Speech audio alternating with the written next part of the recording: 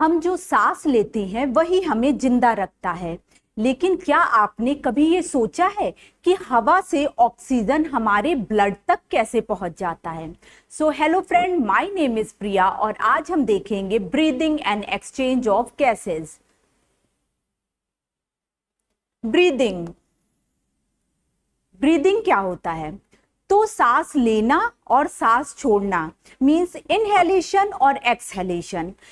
जो हम सांस ले रहे हैं, इनहेल कर रहे हैं, तो क्या इनहेल कर रहे हैं? ऑक्सीजन इनहेल कर रहे हैं। और एक्सहेल क्या कर रहे हैं? कार्बन डाइऑक्साइड को एक्सहेल कर रहे हैं। तो जो ऑक्सीजन को हम इनहेल कर रहे हैं और कार्बन डाइऑक्साइड को एक्सहेल कर रहे हैं, इसी को हम ब्रीदिंग कहते हैं। सांस लेना और सांस छोड़ने को ब्रीदिंग बोलते हैं। Next is exchange of gases. Exchange of gases क्या होता है? तो हमारी बॉडी में जितने भी सेल होते हैं, हर एक सेल को काम करने के लिए ऑक्सीजन की जरूरत होती है। और जो हम खाना खाते हैं वो खाना डाइजेस्ट होके हमारे बॉडी के अलग अलग सेल में पहुंच जाता है। अलग अलग सेल में ये जो डाइजेस्टेड फूड पार्टिकल्स पहुंचा है वो ऑक्सीजन के प्रेजेंस में उसका ब्रेक डाउन होगा और एटीपी का फॉर्मेशन होगा, एनर्जी रिलीज्ड होगी। जब एनर्जी बनेगा तो कार्बन डाइऑक्साइड भी बनता है एज अ बाई प्रोडक्ट। लेकिन सेल को, हमारा जो बॉडी का सेल है, उसको कार्बन डाइऑक्साइड नहीं चाहिए। तो हम क्या करेंगे? जो सेल में कार्बन डाइऑक्साइड बना है एज अ बाई प्रोडक्ट, उस कार्बन डाइऑक्साइड को हम एक्सहेल कर देंगे। और सेल को क्या चाहिए? सेल को काम करने के लिए ऑक्सीजन चाहिए, तो ऑक्सीजन को हम इनहेल करते हैं। तो एक्सचेंज ऑफ गैसेस क्या हो रहा है? जो हम ऑक्सीजन इनहेल कर रहे हैं और कार्बन डाइऑक्साइड को एक्सहेल कर रहे हैं, एक्सचेंज कर रहे हैं गैसेस का, इसी को एक्सचेंज ऑफ गैसेस बोलते हैं। तो क्या ब्रीदिंग और रेस्पायरेशन सेम होता है? तो ब्रीदिंग और रेस्पायरेशन जो है वो सेम नहीं होता है। रेस्पायरेशन में एटीपी का फॉर्मेशन होता है, एनर्जी रिलीज्ड होता है। लेकिन ब्रीदिंग में ना ही एटीपी का फॉर्मेशन होता है, ना ही एनर्जी रिलीज्ड होता है। तो रेस्पायरेशन और ब्रीदिंग सेम नहीं होता है। ब्रीदिंग जो है रेस्पायरेशन का ही एक पार्ट होता है। Next is difference between breathing and cellular respiration. तो ब्रीदिंग एंड सेलुलर रेस्पायरेशन, जो सेलुलर रेस्पायरेशन है वो जो है एक बायोकेमिकल प्रोसेस है। Bio means life process and chemical means इसमें जो है केमिकल रिएक्शन इन्वॉल्व है, एंजाइम इन्वॉल्व है। तो ये एक बायोकेमिकल प्रोसेस है। और ब्रीदिंग जो है वो एक फिजिकल प्रोसेस है। फिजिकल प्रोसेस क्यों है? क्योंकि इसमें ना ही केमिकल रिएक्शन इन्वॉल्व है, ना ही एंजाइम इन्वॉल्व है। इसमें बस इनहेलेशन और एक्सहेलेशन हो रहा है। तो ये जो है फिजिकल प्रोसेस है। जो रेस्पायरेशन है, रेस्पायरेशन जो है वो एक्स्ट्रा सेलुलर भी है और इंट्रा सेलुलर भी है, बोथ। तो इंट्रा सेलुलर कैसे है? तो सेल के अंदर जो है ऑक्सीडेशन हो रहा है, इसलिए ये इंट्रा सेलुलर है। और एक्स्ट्रा सेलुलर क्यों? क्योंकि गैसेस का एक्सचेंज भी रेस्पायरेशन में होता है। तो ये एक एक्स्ट्रा सेलुलर भी है, मींस बोथ इंट्रा सेलुलर भी और एक्स्ट्रा सेलुलर भी है। जो ब्रीदिंग है वो सिर्फ एक्स्ट्रा सेलुलर है, क्योंकि इसमें ब्रीदिंग में सिर्फ गैसेस का एक्सचेंज हो रहा है। जो हमारा रेस्पायरेशन है, रेस्पायरेशन में एटीपी का फॉर्मेशन होता है, मींस एनर्जी रिलीज होती है। लेकिन ब्रीदिंग में ना ही एटीपी का फॉर्मेशन होता है, ना ही एनर्जी रिलीज होती है।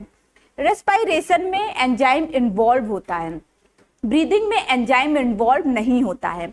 रेस्पायरेशन में हमारी बॉडी, रेस्पायरेशन जो है वो हमारे बॉडी के हर एक सेल में होता है। लेकिन ब्रीदिंग जो है कुछ स्पेसिफिक ऑर्गन में ही होता है। तो लेकिन जो ब्रीदिंग है वो रेस्पायरेशन का ही एक पार्ट होता है।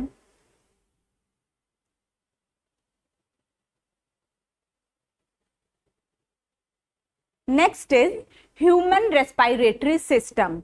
ह्यूमन रेस्पायरेटरी सिस्टम कहाँ से शुरू होता है? तो हमारा जो रेस्पायरेटरी सिस्टम है वो जो एनवायरनमेंट है, हमारा सराउंडिंग है, उसमें गैसेज है, हवा है, और उसमें से हम क्या करते हैं, ऑक्सीजन को इनहेल करते हैं। जब हम सांस लेते हैं तो सांस में क्या इनहेल कर रहे हैं, ऑक्सीजन इनहेल कर रहे हैं। तो स्टार्ट कहाँ से हो रहा है, हमारे नाक से स्टार्ट होता है।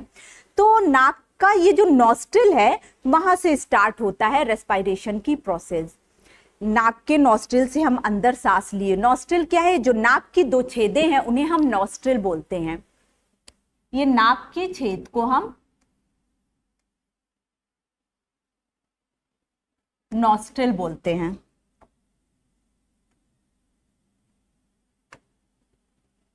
फिर यहाँ पे ऑक्सीजन जो है यहाँ तक पहुंचने के बाद कहाँ जाता है, नेसल पैसेज में। तो हमारे नाक की ये लंबाई है, इसको हम लोग बोलते हैं नेसल पैसेज। ये नाक की लंबाई को हम लोग बोलेंगे नेसल पैसेज। फिर ऑक्सीजन कहाँ पे जाता है, नेसल पैसेज से जाता है ऑक्सीजन नेसल चैम्बर में। ये नेशल कैविटी भी बोलते हैं और इसको नेसल चैम्बर भी बोलते हैं।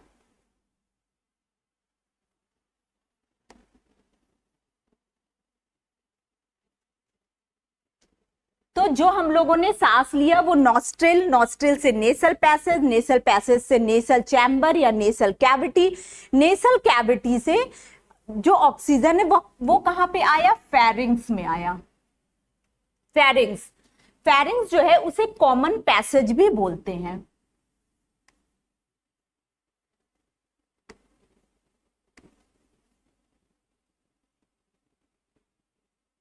कॉमन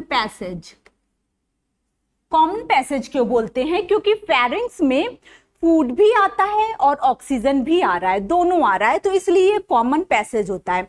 जो हमारा नाक है, नाक से ये फेरिंग्स में ऑक्सीजन चला जाता है, और जो हम खाना खाते हैं माउथ से फूड भी कहाँ जाता है, फेरिंग्स में जाता है। मींस खाना जो हम खा रहे हैं, फूड और ऑक्सीजन दोनों कहाँ जा रहा है, फेरिंग्स में, इसीलिए फेरिंग्स को कॉमन पैसेज भी बोलते हैं। फिर क्या होता है जो फूड है वो इसोफेगस में चला जाता है, और जो हवा है, जो ऑक्सीजन हम लोगों ने इनहेल किया है वो कहाँ चला जाता है, वो ट्रैकिया में चला जाता है। तो फेरिंग्स हमारा कॉमन पैसेज है, फूड भी जा रहा है, ऑक्सीजन भी जा रहा है, फूड उसके बाद जो है इसोफेगस में चला जाता है और ऑक्सीजन जो है ट्रैकिया में आ जाता है। फेरिंग्स पे ही लैरिंग्स होता है जिसे हम साउंड बॉक्स बोलते हैं।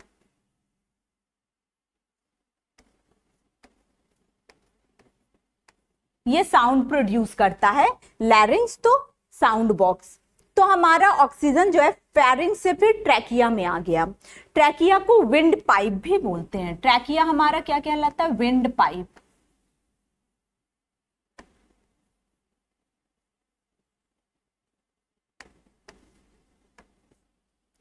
ये ट्रैकिया के बाद अब ऑक्सीजन कहां पे आ गया, हमारे ट्रैकिया में आ गया। ट्रैकिया के बाद ऑक्सीजन कहां जाएगा, ट्रैकिया जो है आगे जो है डिवाइड हो जाता है 2 पार्ट में। जो ये 2 पार्ट में डिवाइड होता है उसे हम लोग बोलते हैं ब्रोंकाई। तो 2 पार्ट में डिवाइड हुआ, इसे हम बोलेंगे प्राइमरी ब्रोंकाई।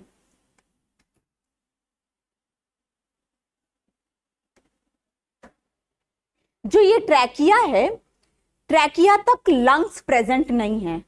लंग्स कहां से स्टार्ट हो रहा है, जब ये ट्रैकिया जो है डिवाइड हो रहा है 2 पार्ट में, तो ये प्राइमरी ब्रोंकाई जो है, एक प्राइमरी ब्रोंकाई जो है लेफ्ट लंग में गया तो उसे लेफ्ट प्राइमरी ब्रोंकाई बोलेंगे। दूसरा जो है राइट लंग में गया तो उसे हम बोलते हैं राइट प्राइमरी ब्रोंकाई बोलते हैं। तो ट्रैकिया तक लंग्स प्रेजेंट नहीं है, लंग्स स्टार्ट होता है ब्रोंकाई से, प्राइमरी ब्रोंकाई से स्टार्ट होता है। और ट्रैकिया डिवाइड कहाँ हो रहा है, जो हमारा ट्रैकिया है वो 5th थॉरेक्स वर्टिब्रा में डिवाइड होता है। ट्रैकिया कहाँ डिवाइड होता है, 5th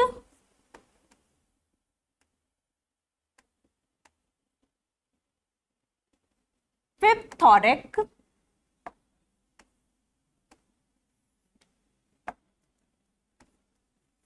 ट्रैकिया हमारा डिवाइड होता है 5th थॉरेक्स वर्टिब्रा।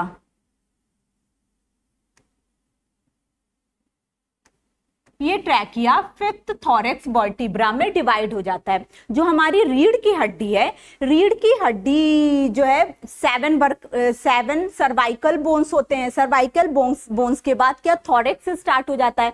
तो थॉरेक्स का जो फिफ्थ थॉरेक्स वर्टिब्रा है वहां पे ट्रैकिया डिवाइड हो जाता है, डिवाइड होता है ब्रोंकाई में। प्राइमरी ब्रोंकाई, प्राइमरी ब्रोंकाई जो है लंग्स में एंटर करता है। प्राइमरी ब्रोंकाई के बाद जो है ये और पतले ट्यूब्यूल्स में डिवाइड हो जाता है। तो ये जो पतले पतले ट्यूब्यूल्स में डिवाइड हुआ, ये इसको हम बोलेंगे सेकेंडरी ब्रोंकाई।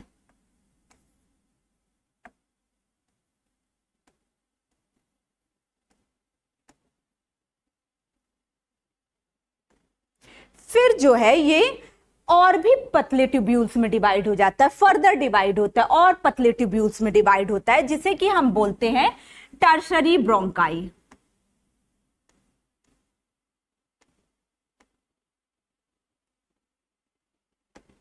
फिर ये टर्शरी ब्रोंकाई फर्दर डिवाइड होता है और पतले ट्यूब्यूल्स में डिवाइड हो जाता है, और इसे हम बोलते हैं इनिशियल ब्रोंकाई।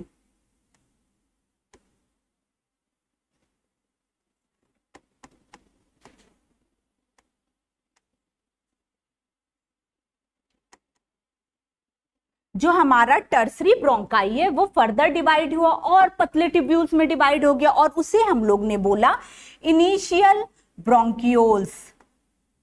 जो इनिशियल ब्रोंकियोल्स है वो फिर डिवाइड होगा, फर्दर डिवीजन उसका होगा और पतले ट्यूब्यूल्स में डिवाइड हो जाएगा, और उसे हम लोग बोलेंगे टर्मिनल ब्रोंकियोल्स।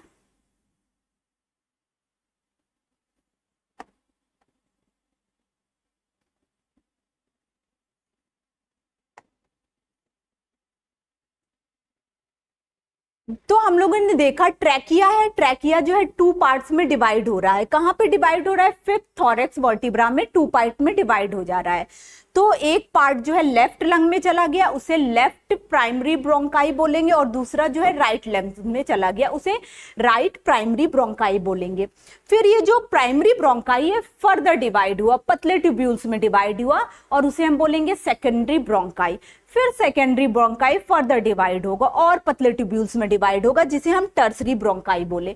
टर्सरी ब्रोंकाई फिर डिवाइड होगा और पतले ट्यूब्यूल्स में डिवाइड होगा, जिसे कि हम इनिशियल ब्रोंक्यूल बोलते हैं। इनिशियल ब्रोंक्यूल और पतले ट्यूब्यूल्स में डिवाइड हुआ और वो टर्मिनल ब्रोंक्यूल्स में डिवाइड हो गया। अब यहाँ पे क्वेश्चन अराइज होता है कि ये बार बार डिवीजन क्यों हो रहा है, पतले पतले ट्यूब्यूल्स में बार बार डिवाइड क्यों हो रहा है? तो ये इसलिए डिवाइड हो रहा है जिससे कि सरफेस एरिया ज्यादा हो जाए।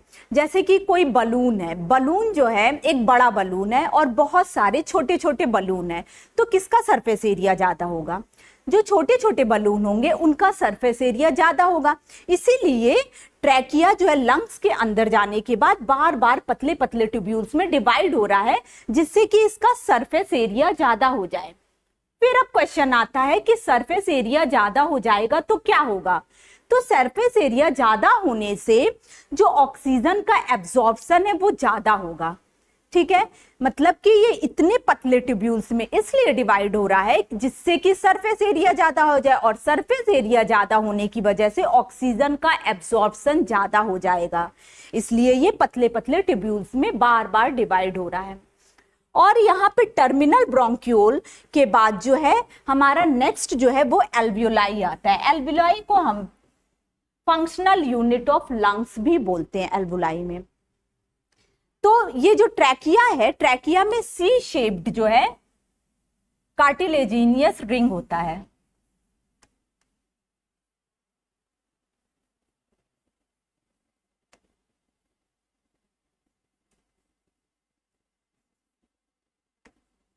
कार्टिलेजिनियस रिंग,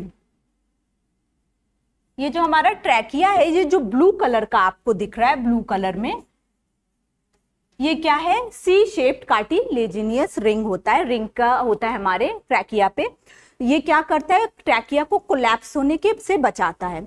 तो हम लोगों ने देखा कि जो एयर है, एयर से ऑक्सीजन हम लोगों इनहेल किए, इनहेल करने के बाद क्या हो रहा है कि ऑक्सीजन सिर्फ पास हो रहा है एक जगह से दूसरी जगह, दूसरी जगह से तीसरी जगह, ऐसे ऑक्सीजन पास हो रहा है। जैसे कि पहले हम लोगों ने इनहेल किया नॉस्ट्रिल से गया नेसल पैसेज में पास हुआ, नेसल पैसेज से पास हुआ नेसल चैम्बर में, नेसल चैम्बर से पास हुआ फेरिंग्स में, फेरिंग्स से पास हुआ ट्रैकिया में, ट्रैकिया से क्या पास हुआ, ट्रैकिया जो डिवाइड हो गया लंग्स में, प्राइमरी ब्रोंकाई में पास हो गया, प्राइमरी ब्रोंकाई से सेकेंडरी ब्रोंकाई में पास हुआ, सेकेंडरी ब्रोंकाई से टर्सरी ब्रोंकाई में पास हुआ, टर्सरी ब्रोंकाई से इनिशियल ब्रोंक्यूल में पास हो गया और इनिशियल ब्रोंक्यूल से टर्मिनल ब्रोंक्यूल में पास हुआ। मतलब नॉस्ट्रिल से लेके टर्मिनल ब्रोंक्यूल तक क्या हो रहा है, सिर्फ ऑक्सीजन पास हो रहा है, एक जगह से दूसरी जगह पे पास हो रहा है।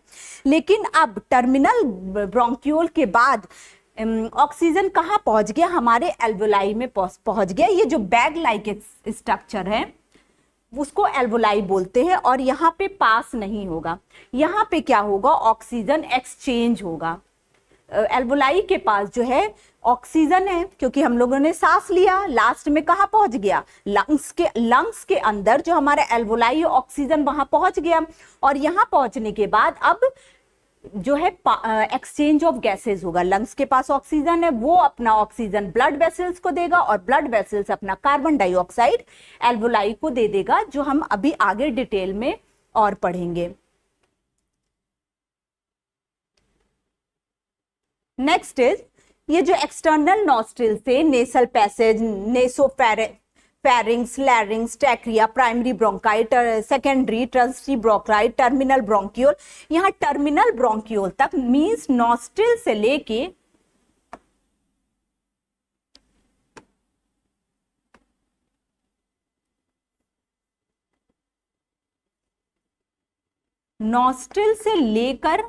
जो हमारा टर्मिनल ब्रोंक्यूल है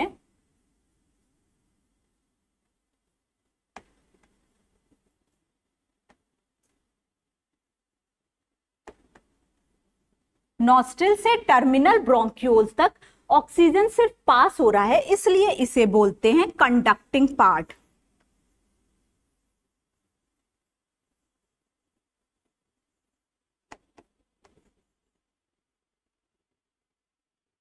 और जो हमारा एल्वोलाई है वहां पे ऑक्सीजन पास नहीं हो रहा, वहां पे एक्सचेंज हो रहा है, गैसेस का एक्सचेंज हो रहा है।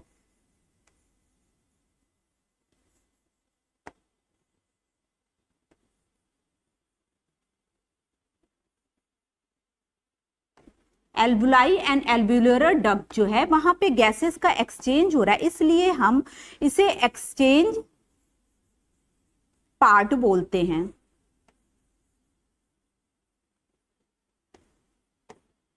जो हमारा नॉस्ट्रिल से टर्मिनल ब्रोंक्यूल्स तक ऑक्सीजन जो है वो पास हो रहा है एक जगह से दूसरी जगह, तो उसे कंडक्टिंग पार्ट बोलते हैं।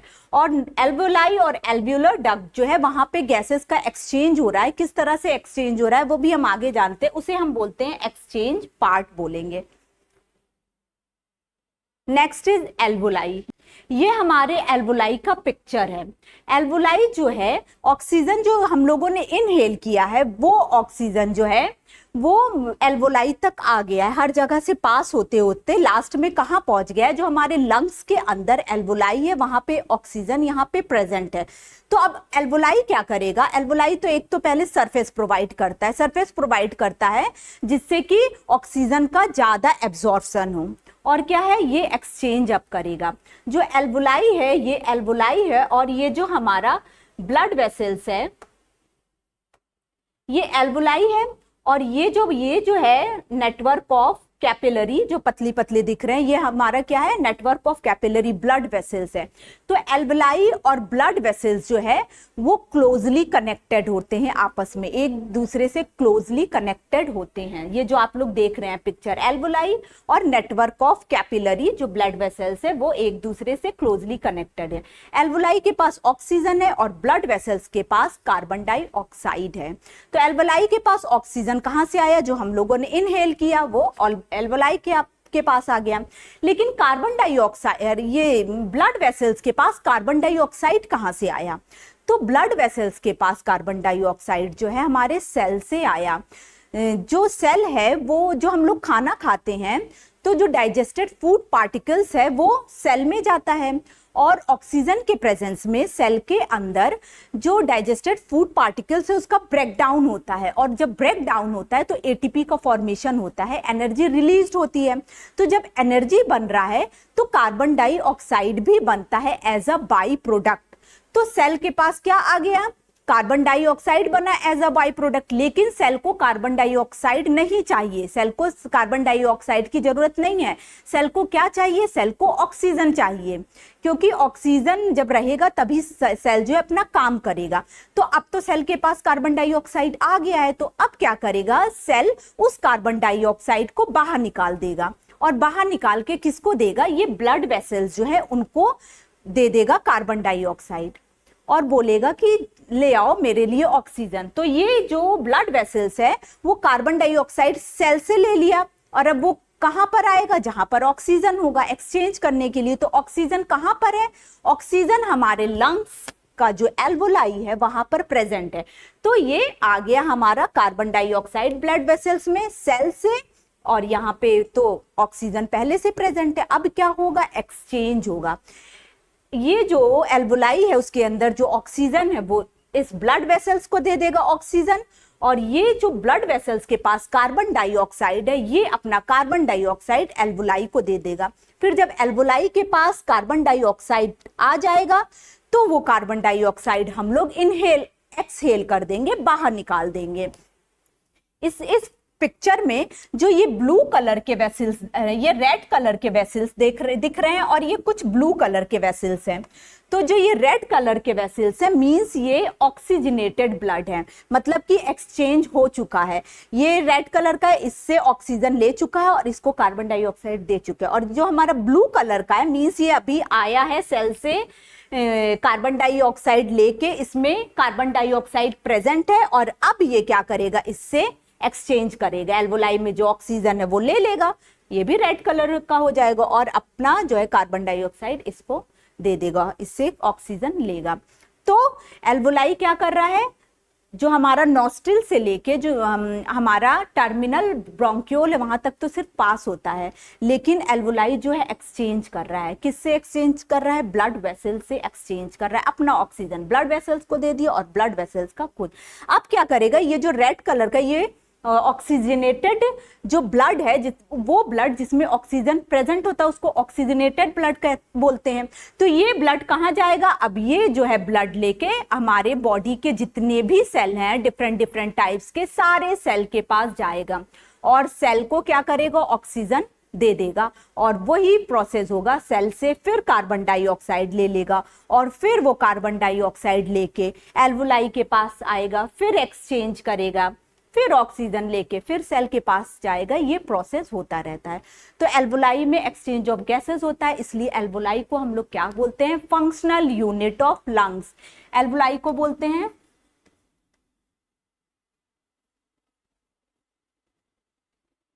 फंक्शनल यूनिट ऑफ लंग्स, क्योंकि एल्वोलाई में ही एक्सचेंज होता है, लास्ट में ऑक्सीजन एल्वोलाई के पास ही आएगा और वहां पे एक्सचेंज की प्रोसेस होगी। Next is inspiration and expiration. तो इंस्पायरेशन और एक्सपायरेशन के बारे में जानने से पहले हम जानेंगे कि डायफ्रैग्राम क्या होता है। जो ये हमारा डायफ्रैग्राम है, ये डायफ्रैग्राम, ये जो ऐसे है ये डायफ्रैग्राम है, ये दिख रहा है, ये हमारी यहां पर डायफ्रैग्राम प्रेजेंट रहता है। तो डायफ्रैग्राम क्या है, डोम शेप्ड का होता है। डोम शेप्ड मींस गुंबद के शेप्ड का, इस शेप्ड का डायफ्रैग्राम होता है। डायफ्रैग्राम जो है डोम शेप्ड का है, और क्या है, उसका नेचर जो है मस्कुलर नेचर का होता है। डायफ्रैग्राम कैसा होता है, डोम शेप्ड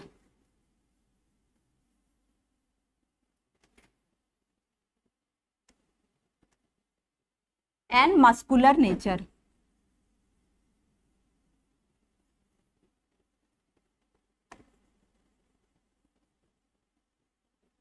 तो जो हमारा डायफ्रैग्राम होता है यहाँ पे प्रेजेंट होता है वो डोम शेप्ड होता है और मस्कुलर नेचर का होता है। हमारे रेस्पिरेटरी सिस्टम में डायफ्राग्राम का रोल नहीं होता है, ये हमारे रेस्पिरेटरी सिस्टम का पार्ट नहीं है, रोल है पार्ट नहीं है। जो डायफ्राग्राम है हमारे रेस्पिरेटरी सिस्टम का पार्ट नहीं है, लेकिन जो हमारा ब्रीदिंग है उसमें डायफ्राग्राम का बहुत इंपॉर्टेंट रोल होता है।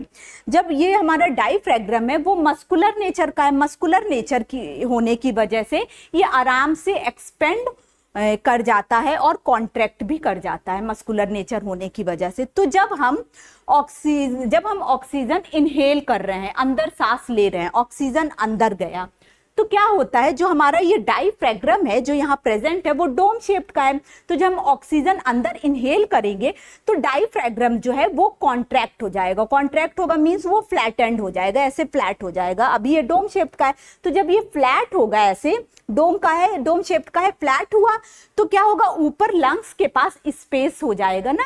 जब ये नीचे फ्लैट होगा तो ऊपर स्पेस हो जाएगा, स्पेस हुआ तो हमारे जो रिब्स है वो फॉरवर्ड आगे की तरफ हो जाएंगे, अपवर्ड हो जाएंगे, और जो हमारा थॉरेक्स कैविटी है, थॉरेक्स कैविटी का वॉल्यूम जो है वो इंक्रीज हो जाएगा, हमारे थॉरेक्स कैविटी का वॉल्यूम जो है वो इंक्रीज हो जाएगा। और जब वॉल्यूम इंक्रीज होगा तो प्रेशर क्या होगा, प्रेशर जो है थॉरेक्स कैविटी का वो डिक्रीज हो जाएगा। तो जब हम इनहेल करते हैं तो हमारा डायफ्राग्राम क्या हो जाता है, जो डोम शेप्ड का है वो जो है कॉन्ट्रैक्ट करता है तो फ्लैटेंड हो जाता है, फ्लैटेंड हुआ तो ऊपर स्पेस हो गया, स्पेस हुआ तो लंग्स जो है हमारा एक्सपेंड कर जाएगा, लंग्स जब एक्सपेंड करेगा तो हमारा रिब्स जो है फॉरवर्ड अपवर्ड हो जाएगा, और हमारा जो थॉरेक्स कैविटी है, थॉरेक्स कैविटी का जो वॉल्यूम है वो इंक्रीज करेगा, वॉल्यूम इंक्रीज करेगा तो प्रेशर जो है डिक्रीज हो जाएगा। और जब हम एक्सपायरेशन करते हैं, सांस को बाहर निकालते हैं, ऑक्सीजन को एक्सहेल कर रहे हैं, तो हमारा जो डायफ्राग्राम है जो डोम शेप्ड का है वो क्या करेगा, एक्सपेंड कर जाएगा। एक्सपेंड करेगा तो क्या होगा, ये डोम शेप्ड का है, ये एक्सपेंड करेगा तो और यू शेप्ड का हो जाएगा, और यू शेप्ड का हो जाएगा तो ऊपर जो स्पेस है लंग्स के पास कम हो जाएगा, कम होने की वजह से लंग्स का जो स्पेस है वो कॉन्ट्रैक्ट कर जाएगा, जिससे कि जो हमारे रिब्स हैं वो इनवर्ड हो जाएंगे, डाउनवर्ड हो जाएंगे, और जो रिब्स की कैविटी है, जो थॉरेक्स कैविटी है वो क्या हो जाएगा, उसका वॉल्यूम जो है इंक्रीज हो जाएगा, डिक्रीज हो जाएगा वॉल्यूम, और तो प्रेशर क्या हो जाएगा, प्रेशर जो है इंक्रीज हो जाएगा। तो जब हम एक्सपायरेशन करते हैं, सांस को अंदर लेते हैं, तो जो ये हमारा डायफ्राग्राम है, डायफ्राग्राम जो है वो एक्सपेंड होता है, एक्सपेंड होगा तो और यू शेप्ड का हो जाएगा, ये एक्सपेंड हुआ तो ऊपर जो है स्पेस कम हो जाएगा, तो हमारा लंग्स कैविटी है वो क्या हो जाएगा, कॉन्ट्रैक्ट हो जाएगा। कॉन्ट्रैक्ट होने की वजह से हमारा जो रिब्स है वो इनवर्ड हो जाएगा, डाउनवर्ड होगा, और जो हमारे थॉरेक्स कैविटी का जो स्पेस है उसमें जो है वॉल्यूम जो है डिक्रीज होगा, वॉल्यूम डिक्रीज होगा तो प्रेशर इंक्रीज हो जाएगा। मींस हमारा जो डायफ्राग्राम है वो ब्रीथिंग के प्रोसेस में बहुत इंपॉर्टेंट रोल प्ले करता है। नेक्स्ट इज, तो हम लोगों ने आज की क्लास में देखा जो फर्स्ट स्टेप था ब्रीदिंग, मतलब जो हम इनहेल कर रहे हैं और एक्सहेल कर रहे हैं उसको ब्रीदिंग कहते हैं। हमारे जो इनहेल कर रहे हैं वो ऑक्सीजन इनहेल कर रहे हैं, ऑक्सीजन इसलिए इनहेल करते हैं क्योंकि जो हमारे बॉडी के जितने भी सेल होते हैं, हमारे बॉडी के हर पार्ट में डिफरेंट डिफरेंट टाइप के जितने भी सेल हैं, हर एक सेल को काम करने के लिए ऑक्सीजन की जरूरत होती है।